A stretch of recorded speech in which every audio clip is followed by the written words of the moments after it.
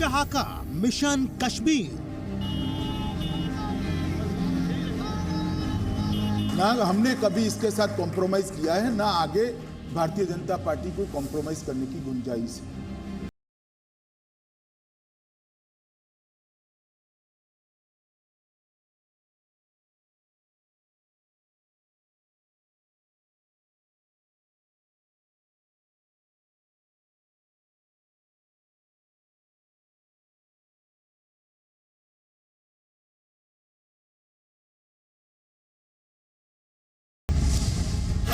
कश्मीर में front foot पर BJP.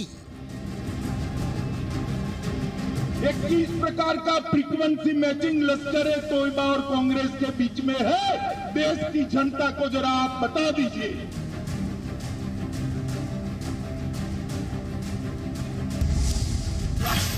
निशाने पर कांग्रेस और आजादी गैंग। ये कौन सा रिश्ता है जो लश्कर तोयबा और गुलाम नबी आजाद के विचार एक समान हो जाते हैं? पटेल को कितना अपमानित करेगी कांग्रेस?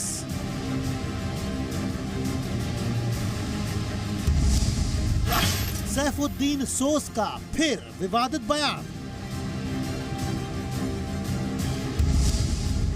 पाकिस्तान को कश्मीर देना चाहते थे पटेल।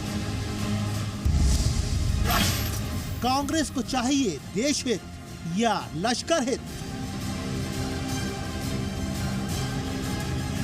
वो बयान करते हैं, उन बयान करते ही लश्कर तैयबा इसका समर्थन कर देता है।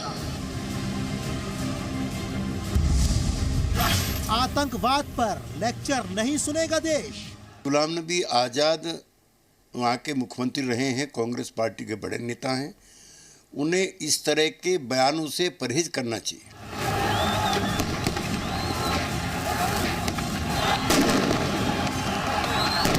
आपके बच्चे पुलिस के हाथ में चले गए ना, बच गए वो, मान लो ये बात मेरी। अलगाववाद पर ब्रेक लगाएगी सरकार।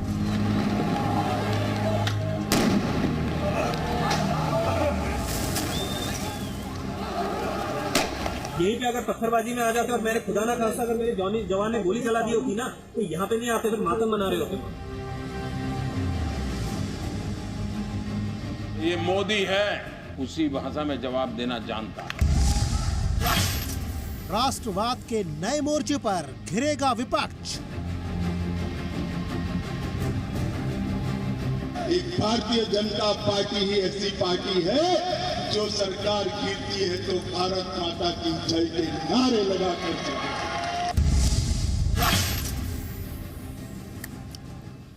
जम्मू कश्मीर में पीडीपी और बीजेपी गठबंधन अलग होने के बाद से पूरे देश की सियासी निगाहें इसी तरफ मुड़ गई हैं। हर पार्टियां राज्य के मौजूदा हालात के लिए एक दूसरे को जिम्मेदार ठहराई रही हैं। कांग्रेस कहती है कि कश्मीर के हालात खराब हैं और बीजेपी इसे सुधार नहीं पाई। पीडीपी आरोप लगा रही है कि बीजेपी ने गठबंधन धर्म नहीं निभाया। सियासी लड़ाई में आतंकी संगठन भी उतर आए हैं। लश्कर ने कहा है कि कश्मीर में निर्दोषों का नरसंहार करना चाहती है भारतीय सरकार, और इन सभी आरोपों का बीजेपी अध्यक्ष अमित शाह ने जवाब दिया और पहली बार वजह बताई कि पीडीपी से समर्थन वापस क्यों लिया गया। अमित शाह ने आरोप लगाया कि महबूबा सरकार ने जम्मू और लद्दाख के साथ भेदभाव किया, जिससे इस क्षेत्र का विकास पिछड़ गया, नहीं हो पाया। तो क्या जम्मू कश्मीर में विकास के नाम पर भी हिंदू मुस्लिम की सियासत की गई? सियासत इसलिए क्योंकि कांग्रेस जवाब देने के लिए बंटवारे के दौर में गई और आरोप लगाया कि पटेल कश्मीर को पाकिस्तान को सौंपना चाहते थे, लेकिन जवाहरलाल नेहरू ने उन्हें रोक दिया। जवाब बीजेपी ने भी तैयार रखा। अमित शाह ने कहा कि जम्मू कश्मीर पर कांग्रेस की जुबान वैसी ही है जैसी लश्कर की है। अमित शाह ने कहा, हमने विकास के लिए पैसे दिए लेकिन जम्मू के लोगों को लाभ नहीं दिया गया। कांग्रेस ने जवाब दिया और कहा कि जो सवाल हम बीजेपी से पूछ रहे हैं उसका जवाब नहीं।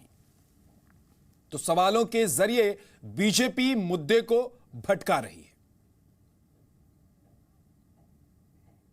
जम्मू और लद्दाख के लिए भेदभाव जारी रहा।